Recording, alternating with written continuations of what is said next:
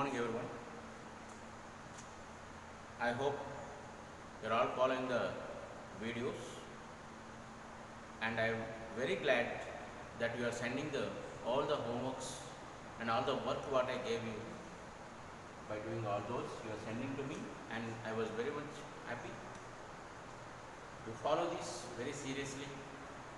And this lesson what we are discussing, that is the diversity of the living organisms, is a very important lesson. We are learning about how these organisms have been classified. So we already discussed about that, the kingdom Monera as well as the kingdom Protista. That means about bacteria as well as about Protista, that means amoeba, paramecium, euglena, diatoms. So these all we have discussed. That means the unicellular prokaryotic organisms belong to the Monera kingdom. Unicellular eukaryotic organisms are belong to Protista kingdom. And after that, after these two kingdoms, so third one we are going to discuss today, that is kingdom Mycota.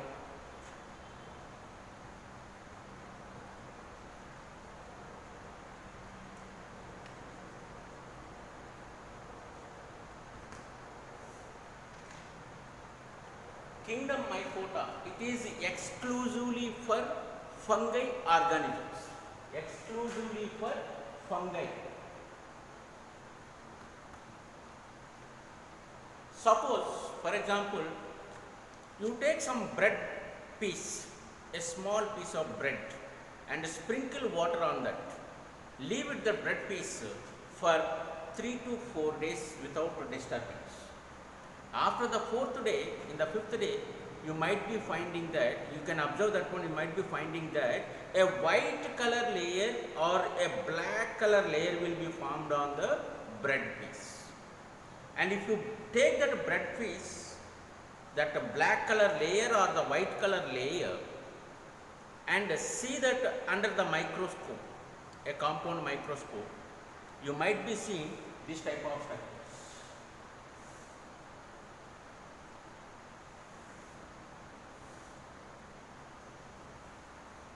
This type of structures you might be seeing in that case. These structures, the total bread piece, this is structures you can find it, and it has the one filament, one stalk-like structure, that is filament, and a capsule, and this is nothing but a rhizopus. This is nothing but a rhizopus, or we can say bread mouth. What is this one? Bread. And in the rainy season, you might be seeing in the rainy season, some kind of plants like structures will be grown in the wet places, which are having the umbrella type structures on that. Those are nothing but mushrooms, like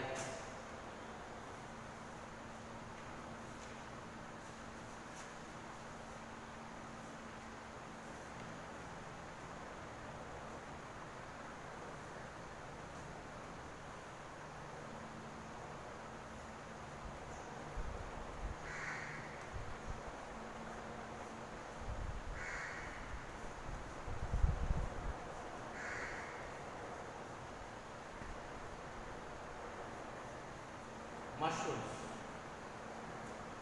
This is nothing but agaricus, or we can say mushroom.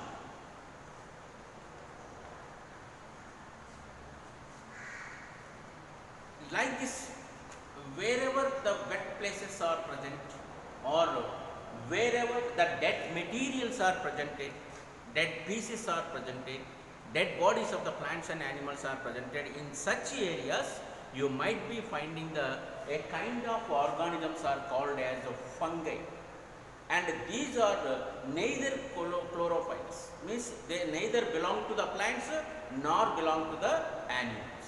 How can we say that? These are neither plants, because they don't have the chlorophyll, they stay at one place. They don't have the chlorophyll, so they cannot prepare the food.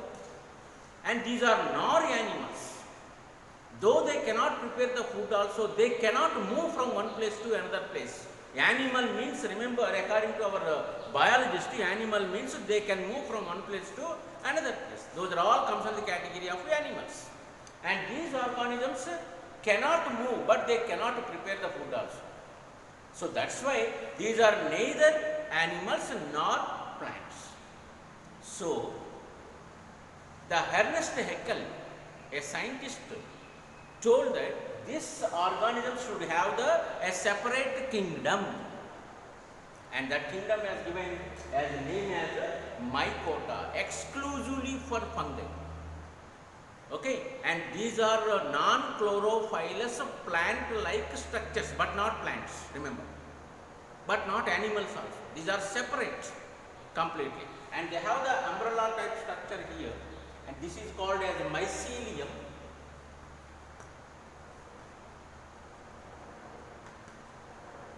It has the small thread-like projections under that, and these are called as a hyphae.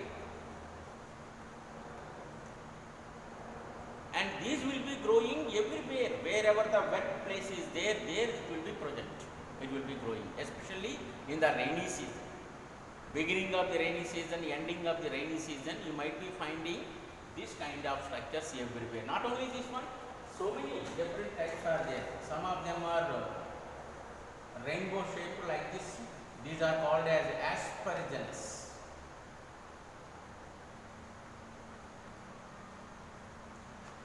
And some of them are like hand fan shaped structure will be projected like this.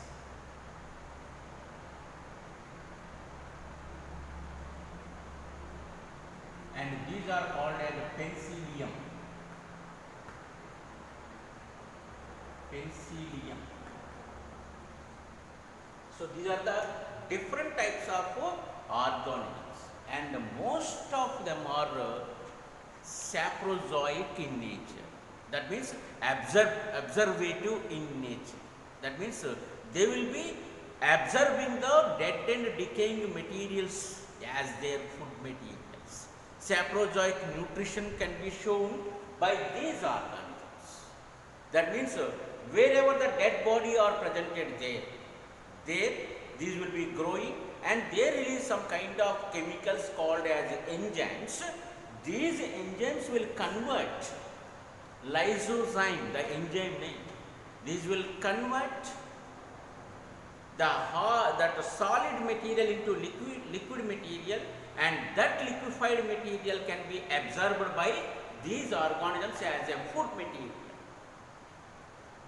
You might be seen, you might be experienced whenever you are going on the roadside, maybe a dead body of the cat or dog. Slowly it will be giving the bad smell on the road. You might be covering your nose 10 days, 15 days. After that, slowly the bad smell has been gone out, and that area where you have found earlier the dead body of that dog or cat, that area will be completely clear. Remember, this is nothing but the activity of the bacteria and fungi. Activity of bacteria and fungi, so that these will completely convert the dead material into liquefied material, and those will absorb it. That is this phenomena of converting the dead material into liquid form and absorbing it. This is called as decomposition. The organic material is converting into inorganic form. So that is called as decomposition. So that's why these organisms are also called as decomposers. So as they clean the total surrounding, so they are also called as scavengers of the earth. Okay, so these are the very much useful things are there by these organisms. At same time, there are so many harmful, these organisms are harmful. They cause some kind of diseases which are especially externally. That means the skin diseases will be affected by these organisms. That is the ringworm, red color patches will be occur. The ringworm is because of these organisms only.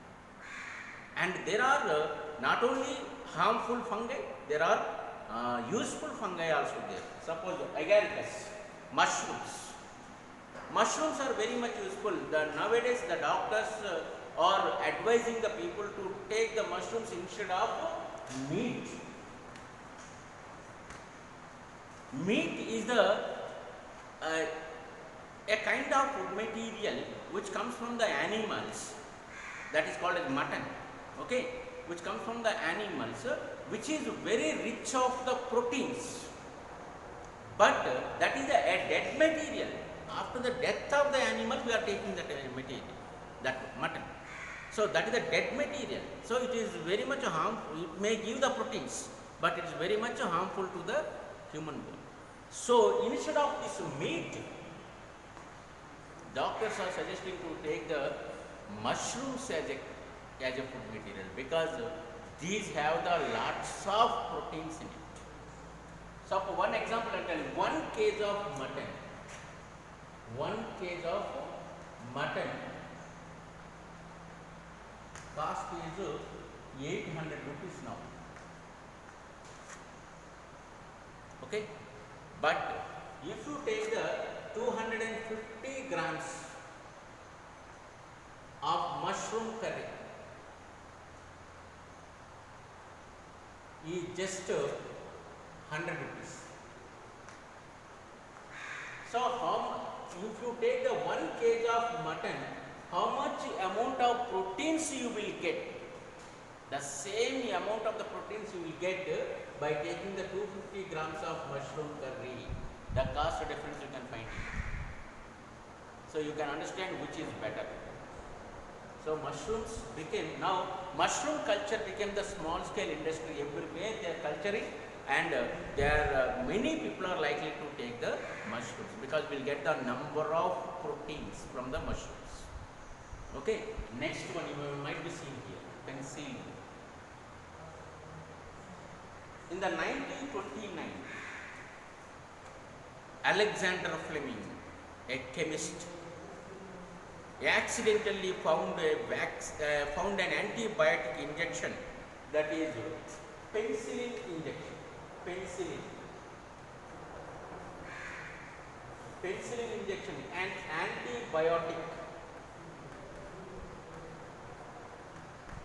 This antibiotic, the penicillin, has been extracted from the fungal organism called as Penicillium notatum. Penicillium notatum. This is a very good boom to the world, medical world. Whatever the cause of the ill health, that is given only the penicillin injection. Okay, so this way the fungal organs are useful as well as the harmful also. But these are all belong to the Mycota kingdom. It is exclusively for fungal organs. They have the outer coverage. Cellulose will be presented there. Cell wall will be presented here, and outer coverage is there for this. Okay, this is about the kingdom Mycota. We have discussed about kingdom Monera, kingdom Protista, and kingdom Mycota. That means about bacteria, about protozoan, that is amoeba, and about fungal organisms. These are all almost microorganisms, and these are all multicellular. Mycota kingdom organisms are completely multicellular organisms. But we have not discussed, and also the scientists have not included the virus. We have got it, the word virus, in any of these 5 kingdoms. They are not in any of these 5 kingdoms. Then what about the viruses? We have to learn. They are very, very important. Now you are experiencing that coronavirus. Okay, what about these viruses? Let us discuss about these viruses.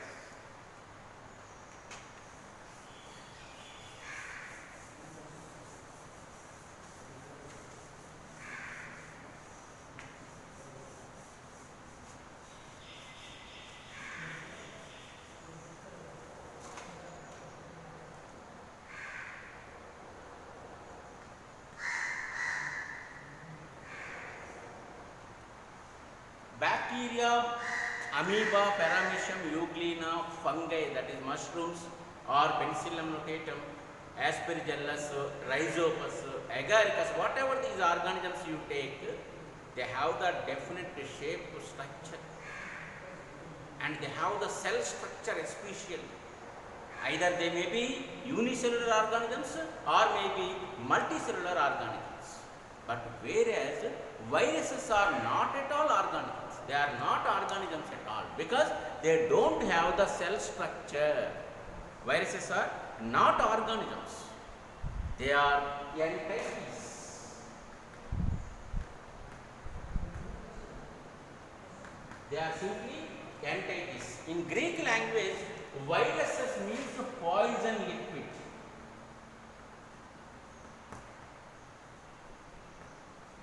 Viruses means poison liquid in Greek language. They are simply entities. They will be entering into the body and causing illness. And if the viruses are affected to this plants, there is no medicine for that. Simply the plant will be destroyed. And even if the human beings are affected by the viruses like HIV, human immunodeficiency virus, the immune system of the human body will be reduced and finally the person dies. It will lead to a chronic disease called as AIDS. HBV, hepatitis B virus, simply commonly we say that is a jaundice disease. It is very, very dangerous disease and the people are mostly dying because of this HBV than HIV. It is a survey is telling. And now you are seeing that one, corona. It is also a kind of virus, COVID-19. Coronavirus disease, viral disease 2019, that is the full form. These are all the viruses are not organisms because they don't have the cell structure, they don't have the nucleus, but they have the genetic material. Okay? They don't have the cell structure and these are neither organisms, that means not organisms at all, but these are neither living organisms nor non-living organisms. When they are outside of any living body, listen, when they are outside of any living body, they are non-living, crystalline in nature, non-living characteristics will be shown by these viruses. If they are entering into the living body and immediately their non-living structure will be defined as a living character, it will be adopting the living characters from the living organism and it will be activated and affecting that organism. So that's why that viruses are link between living organisms as well as the non-living things. Let us see one structure.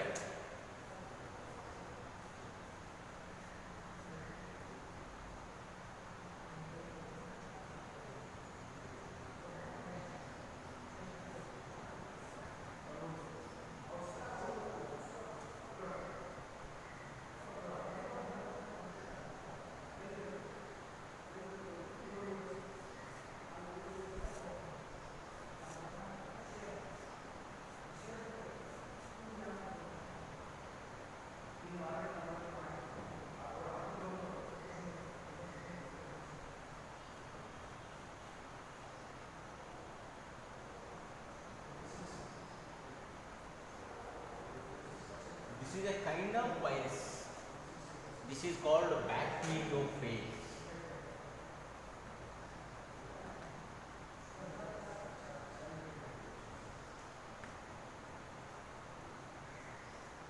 Because it can affect the bacteria also. This virus can affect the bacteria also. That's why it is called bacteriophage.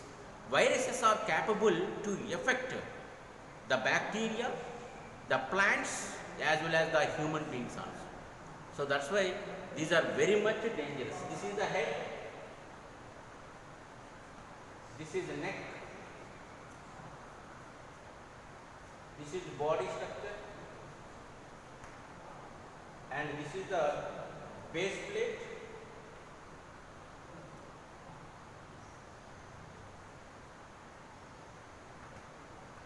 And these are fibers. These are the parts of this virus. Okay, and this very can be affect the bacteria also. That's why the name is given as the bacteriophage. Okay, and if you take the structure of this virus, in the head portion, it is covered by a thin protein cover. A thin protein cover will be presented on that.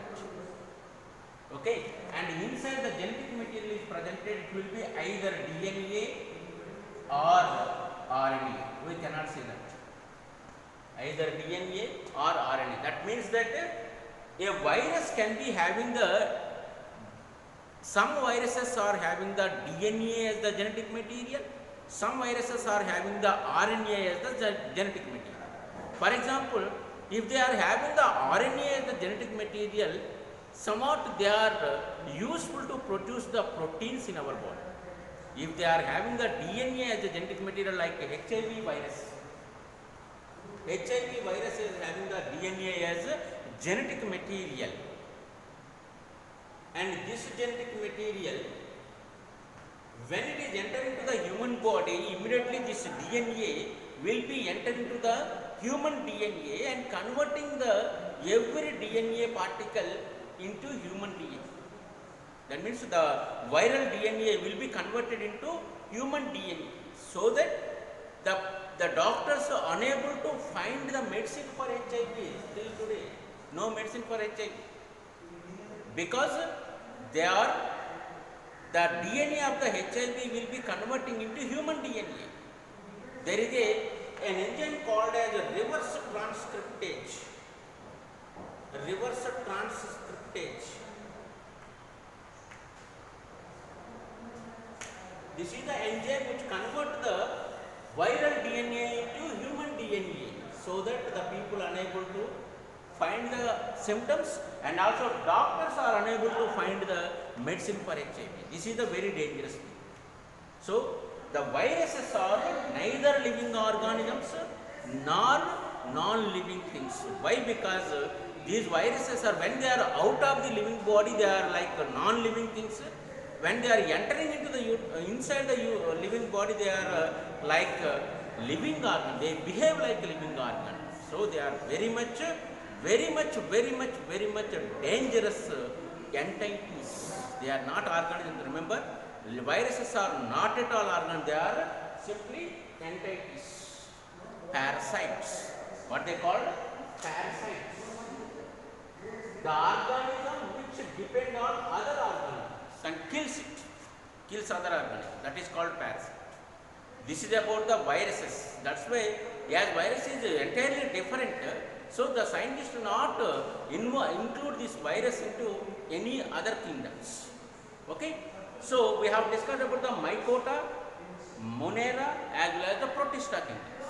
In the next video, we are going to discuss about the kingdom Plantae. That means about the plants we are going to discuss how they are classified. Okay. Thank you very much.